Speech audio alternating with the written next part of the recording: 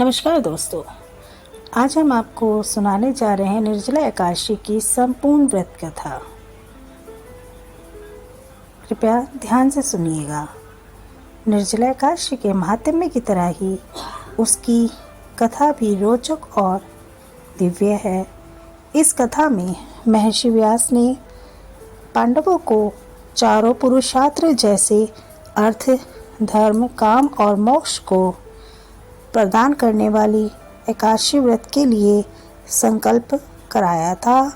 तब धर्मराज युधिष्ठिर ने महर्षि वेदव्यास से कहा, हे मुने, आप सर्वज्ञ हैं। आपके द्वारा ही हमें चारों पुरुषार्थ की शिक्षा मिली है। हम आज आपके श्रीमुख से एकादशी व्रत के महात्म्य की कथा सुनने के इच्छुक हैं। आप हमें ज्येष्ठ माह के शुक्ल पक्ष में आने वाली एकादशी व्रत के बारे में बताने की कृपा करें। तब महर्षि वेदव्यास ने कहा, हे वत्स, मैं तुम्हारे आदर भाव से अति प्रसन्न हूँ। एकादशी व्रत सभी अन्य व्रतों की तुलना में सर्वश्रेष्ठ व्रत है। एकादशी तिथि भगवान श्री हरि की सबसे अधिक प्रिय तिथि है। पद्य पुराण में भगवान श्री हरि ने सभी एकादशी व्रत के महात्म्य के बारे में विस्तार पूर्वक बताया है, किंतु एकादशी व्रत के कुछ नियम हैं। जो भी जन पूर्ण श्रद्धा भाव से अगर एकादशी का व्रत करता है तो उसे उसकी इच्छा से अधिक फल की प्राप्ति होती है। यह व्रत हर जन को पूर्ण विधि विधान से करना चाहिए। इस व्रत में एकादशी तिथि के दिन सूर्योदय होने से द्वादशी तिथि के सूर्योदय होने तक अन्न ग्रहण करना वर्जित है। द्वादशी तिथि के दिन प्रातः सूर्योदय होने से पहले व्यक्ति को उठना होता है और फिर गंगा जल या गंगा जल मिश्रित जल से स्नान करके अपनी दैनिक पूजा और आराधना के कार्य समाप्त करने के पश्चात घर में शुद्ध और सात्विक भोजन बनाकर निमंत्रित ब्राह्मणों को पहले भोजन अर्पित कर उन्हें उचित दक्षिणा देके पूर्ण संतुष्ट करने के पश्चात ही स्वयं भोजन करना चाहिए। यही इस व्रत का पूर्ण विधान है। एकादशी व्रत की विधि सुन भीम सेन बोले, हे कृपाश्रेष्ठ, आपके श्रीमुख से एकादशी व्रत की विधि सुनकर मैं अत्यधिक यह व्रत करने हेतु प्रेरित हो गया हूँ। राजा युधिष्ठिर, माता कुंती, भार्या द्रौपदी, अर्जुन, नकुल और सहदेव इस पतित पावन एकादशी व्रत पर कभी भोजन ग्रहण नहीं करते और मुझसे भी यही आग्रह करते हैं कि मैं भी भोजन ना करूं, किंतु मेरा हर बार उनसे यही निवेदन रहता है कि मुझसे भूख सहन नहीं होती है। भीमसेन की बात सुनकर एक हल्की मुस्कान के साथ व्यास जी ने कहा, हे वत्स, मैं तुम्हारी स्थिति को भली भांति समझता हूँ, किंतु अगर तुम नरक को दूषित समझते हो और तुम्हें स्वर्गलोक अति प्रिय है तो इस अवस्था में तुम्हें दोनों पक्षों की एकादशी तिथि को भोजन का त्याग करना सर्वथा उचित है। तब भीमसेन जी बोले, हे मुने, आपकी बात सर्वथा उचित है, किंतु मैं आपसे सत्य कह रहा हूँ। मैं एक बार भोजन करके भी व्रत नहीं कर सकता तो फिर मैं पूरा दिन भूखा रहकर कैसे कोई व्रत पूर्ण कर पाऊंगा। मेरे उदर में व्रक नामक अग्नि हमेशा प्रज्वलित रहती है, अतः तभी मैं अधिक भोजन ग्रहण करता हूँ, तभी यह शांत और तृप्त हो पाती है। इसी कारण हे मुनिश्रेष्ठ, मैं पूरे वर्ष में केवल एक बार ही व्रत करता हूँ। अतः हे मुनि, मुझे कोई ऐसा एक व्रत बताने की कृपा करें जिससे मेरी स्वर्गलोक में निवास करने की इच्छा भी पूर्ण हो सके और मैं कल्याण का भागी भी बन सकूं। मैं आपके परामर्श का यथोचित पालन पूर्ण रूप से करूंगा। तब महर्षि व्यास ने कहा, हे कुंती पुत्र, हे बलश्रेष्ठ, तुम्हारा निवेदन सुन मैं अहोभावित हो गया हूँ। अतः अब मेरे वचन ध्यानपूर्वक सुनना। ज्येष्ठ माह में जब सूर्य वृष राशि में हो या मिथुन राशि में शुक्ल पक्ष को आने वाली एकादशी का निर्जल व्रत तुम्हारे लिए सर्वथा उचित और कल्याणकारी होगा। केवल कुल्ला या आचमन ग्रहण करने हेतु तुम मुख में जल का प्रयोग कर सकते हो, किंतु उसके अलावा किसी भी परिस्थिति में जल को मुख में ग्रहण करना व्रत को निष्फल बनाने के बराबर होगा। एकादशी के दिन सूर्योदय होने से दूसरे दिन द्वादशी को सूर्य होने तक सभी व्रतधारी को जल का त्याग करना होगा, तभी व्रत की पूर्ति हो पाएगी। उसके पश्चात द्वादशी तिथि को प्रातः काल में पवित्र जल से स्नान करके ब्राह्मण देवता को विधि पूर्वक जल और सोने का दान करना सबसे उचित माना गया है। इस प्रकार सभी कार्य करने के बाद ब्राह्मणों के संग भोजन करना चाहिए। पूरे वर्ष में जितनी भी एकादशी होती हैं, उन सभी एकादशी के व्रत का पुण्य फल एकमात्र इसी निर्जला एकादशी का व्रत करने से प्राप्त हो जाता है। इस बात में कोई दो मत नहीं है। हे वत्स, कमल पुष्प, शंख, चक्र और गदाधारी श्री हरि ने अपने श्री मुख से मुझे यह कहा था कि अगर कोई मनुष्य अपने सारे मोह त्याग कर एकमात्र मेरी शरण में आ जाए और एकादशी के व्रत को निराहार होकर करे, तो उसे मैं सभी पाप कर्म से मुक्त करता हूँ। निर्जला एकादशी को पूर्ण श्रद्धा से इस व्रत का पालन और श्री हरि विष्णु का पूजन करना चाहिए।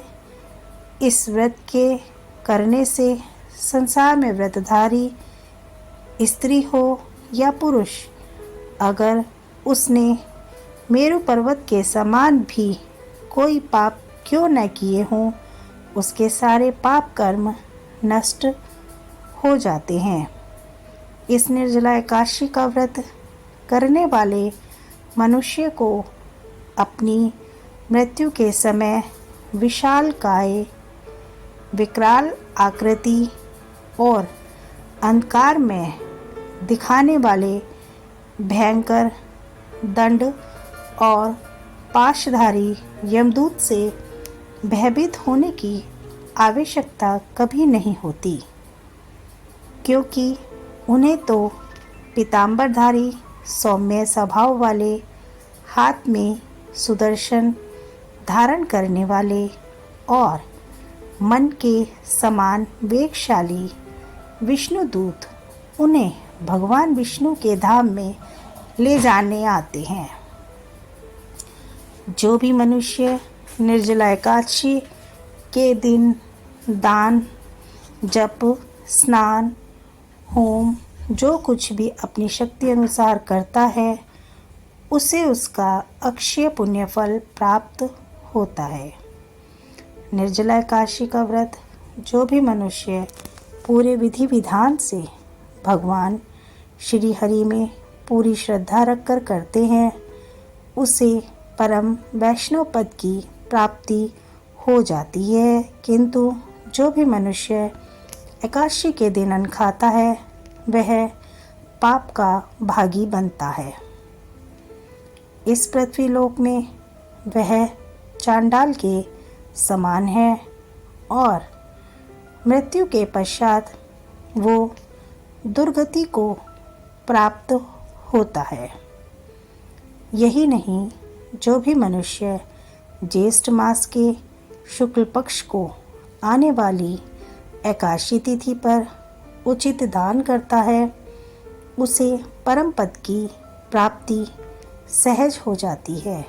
और जिस मनुष्य ने अपने जीवन काल में ब्रह्म हत्या, मदिरा सेवन, पर स्त्री गमन, चोरी या गुरुद्रोह जैसे कठोर पाप किए हों और वह अगर इस एकादशी का व्रत करता है, तो उसे इन सब पापों से मुक्ति प्राप्त होती है।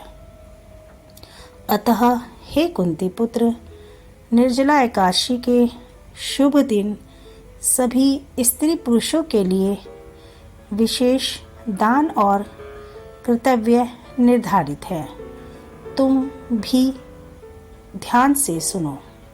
सागर तल में शयन करने वाले भगवान विष्णु का पूजन और आराधना कर जल में धेनु का दान करना चाहिए, या फिर कृतमयी धेनु या प्रत्यक्ष धेनु का दान करना सर्वथा उत्तम माना गया है। द्वादशी के दिन उचित दक्षिणा और विभिन्न मिष्ठानों द्वारा ब्राह्मणों को संतुष्ट करना चाहिए। ऐसा करने से ब्राह्मण देवता निश्चित रूप से संतुष्ट होते हैं और उनकी संतुष्टि पर भगवान श्री हरि व्रतधारी मनुष्य को मोक्ष प्रदान करते हैं। जिस भी मनुष्य ने पूर्ण श्रद्धा भाव से शम, दम और दान में लीन होकर भगवान श्री हरि की पूजा और रात्रि जागरण करते हुए इस पापनाशनी निर्जला एकादशी का व्रत किया हो, वह अपने साथ अपनी पूर्व 100 पीढ़ियाँ और आने वाली 100 पीढ़ियों को भगवान श्री हरि के परम धाम पहुँचा देता है। इसमें लेश मात्र भी संशय नहीं है। हर मनुष्य को अपने जीवन काल में निर्जला एकादशी का व्रत अचूक करना चाहिए और उचित दान करना अति अनिवार्य है।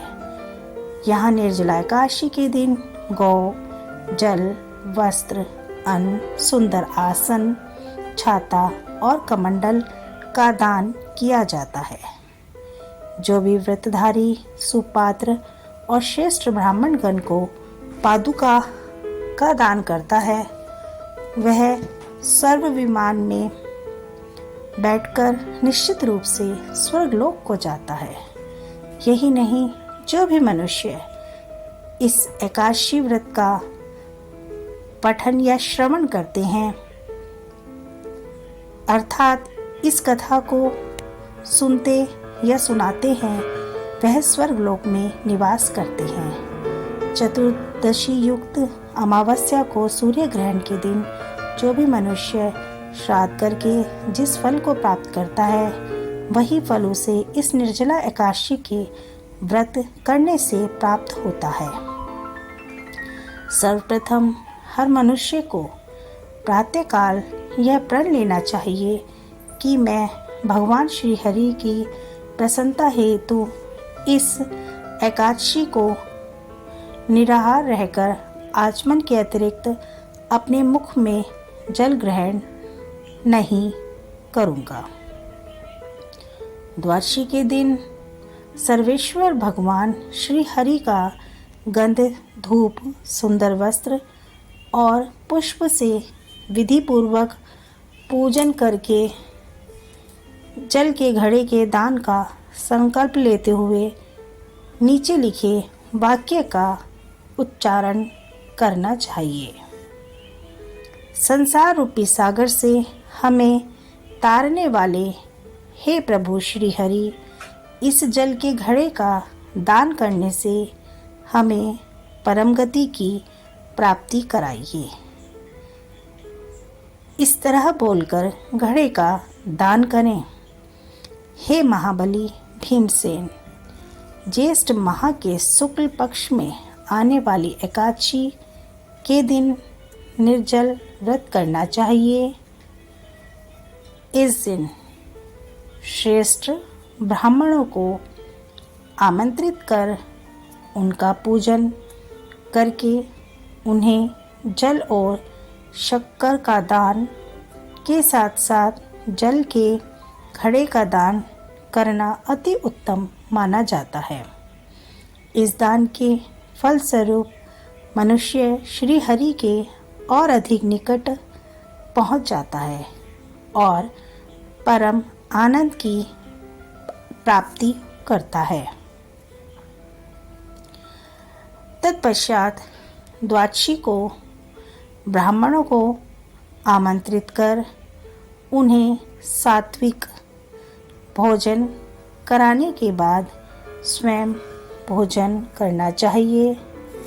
जो भी मनुष्य इस प्रकार विधि विधान पूर्वक इस पापनाशनी निर्जला एकादशी का व्रत करता है, उसे परम पद की प्राप्ति होती है।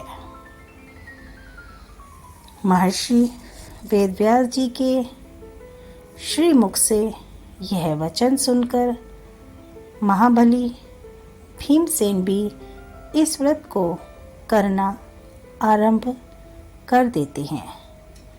उस समय से इस लोक में इस एकादशी को भीम एकादशी, पांडव एकादशी और निर्जला एकादशी के नाम से जाना जाता है। ज्येष्ठ मास के शुक्ल पक्ष की इसी एकादशी के दिन भगवान श्री कृष्ण ने माता रुक्मणी का हरण किया था। अतः इस एकादशी को रुक्मणी हरण एकादशी भी कहा जाता है। निर्जला एकादशी का महत्व चलिए जानते हैं। हिंदू धर्म में यह एक एकादशी एकमात्र ऐसी एकादशी है जिसके करने मात्र से पूरे साल भर आने वाली एकादशी के फल प्राप्त हो जाते हैं। निर्जला एकादशी को भीम एकादशी भी कहा जाता है, क्योंकि एकादशी भीम ने निर्जल होकर की थी। ज्येष्ठ माह के शुक्ल पक्ष में आने वाली एकादशी को निर्जला एकादशी के नाम से जाना जाता है। निर्जला एकादशी को बड़े ही संयम से किया जाता है, क्योंकि यही एक ऐसी एकादशी है जिसमें जल पीना भी वर्जित माना गया है। इस एकादशी को पूरी श्रद्धा से करने वाला मनुष्य अपने पूरे जीवन काल में सुख और समृद्धि प्राप्त करता है और अपने अंत समय में उसे मोक्ष की प्राप्ति होती है। तो दोस्तों, ये थी निर्जला एकादशी की संपूर्ण कथा पसंद आई हो तो वीडियो को एक लाइक ज़रूर करें, शेयर करें और हमारे चैनल को सब्सक्राइब करना ना भूलें। धन्यवाद।